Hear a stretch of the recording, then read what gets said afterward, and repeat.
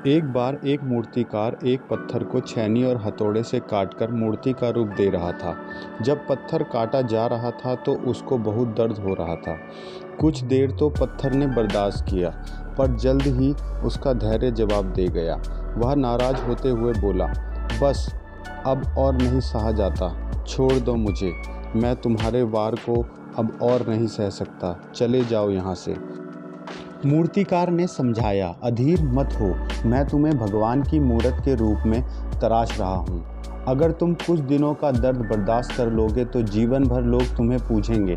दूर दूर से लोग तुम्हारे दर्शन करने आएंगे। दिन रात पुजारी तुम्हारी देखभाल में लगे रहेंगे। और ऐसा कहकर उसने अपने औजार उठाए ही थे कि पत्थर क्रोधित हुए बोला, मुझे मेरी ज़िंदगी खुद जीने दो।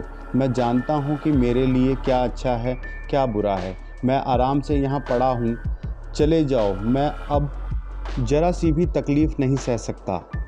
मूर्तिकार बोला, मैं जानता हूँ तुम्हें बहुत दर्द हो रहा है, पर अगर आज तुम अपना आराम देखोगे तो कल पछताओगे। मैं तुम्हारे गुणों को देख रहा हूँ, तुम्हारे अंदर अपार संभावनाएं हैं। यूँ यहाँ पड़े पड़े अपना जीवन बर्बाद मत करो, मूर्तिकार ने समझाया।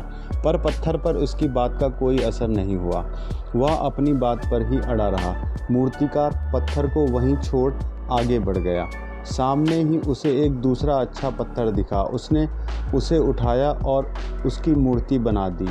दूसरे पत्थर ने दर्द बर्दाश्त कर लिया और वो भगवान की मूर्ति बन गया। लोग रोज़ उसे फूल माला चढ़ाने लगे। दूर दूर से लोग उसके दर्शन करने आने लगे। फिर एक दिन एक और पत्थर उस मंदिर में लाया गया और उसे एक कोने में रख दिया गया। उसे नारियल फोड़ने के लिए इस्तेमाल किया जाने लगा।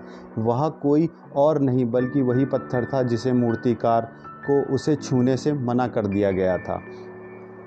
अब वह मन ही मन पछता रहा था कि काश उसने उसी वक्त दर्द सह कर लिया होता तो आज समाज में उसकी भी पूछ होती, सम्मान होता। कुछ दिनों की वह पीड़ा इस जीवन भर के कष्ट से बचा लेती। दोस्तों, हमारे लिए निर्णय लेने का यही समय है कि हम आज दर्द बर्दाश्त करना है या अभी मौज मस्ती करनी है और जीवन भर का दर्द झेलना है। आप जिस किसी पॉजिटिविटी एग्ज़ाम की तैयारी कर रहे हो, जो भी स्किल करने की कोशिश कर रहे हो, जिस किसी भी खेल में एक्सेल करने का प्रयास कर रहे हो या उसमें अपना 100% एफर्ट लगाइए। होने दीजिए अपने ऊपर तकलीफ़ों के वार, हार मत मानिए।